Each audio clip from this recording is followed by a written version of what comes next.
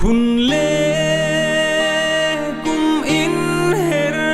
dang zela sual na chitin apung zela klom ngai na kan pi pu tenum Silo puanang an sul zota kangai ngam lo an sul mai tu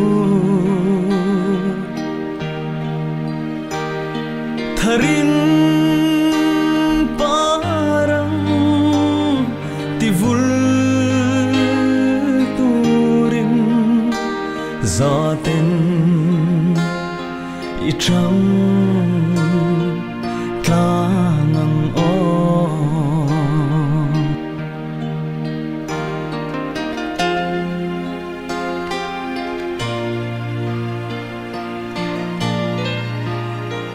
glom ngai na lukan nam moi na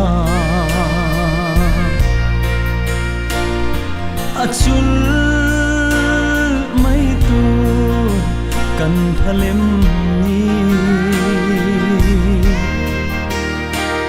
kan ram kan nam moi na ani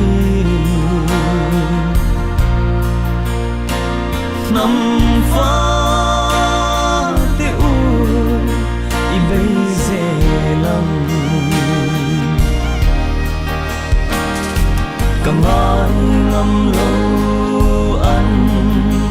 chul mai tu tharin parang tivul turin zaten ichang tlangang o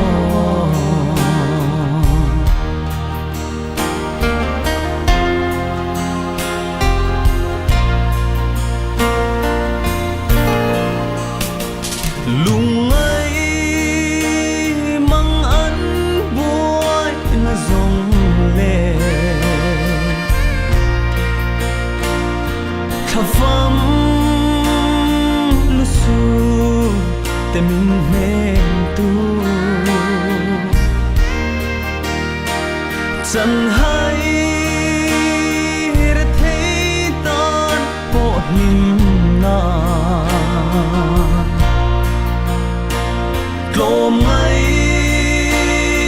na lu hi ani e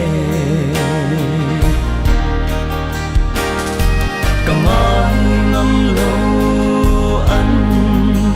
chul mai tu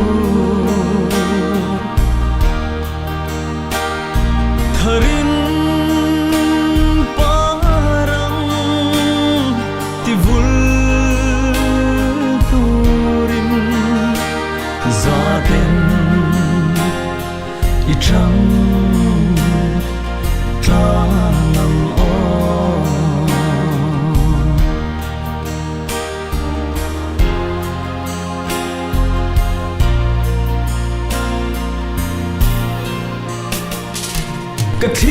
kathir tlai itla en huaya kan ram zo ram a shing hia ne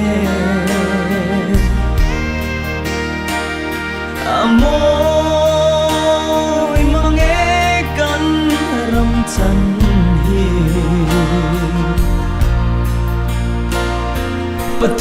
pathian mal so na ani e kangai ngam lo an chul mai tu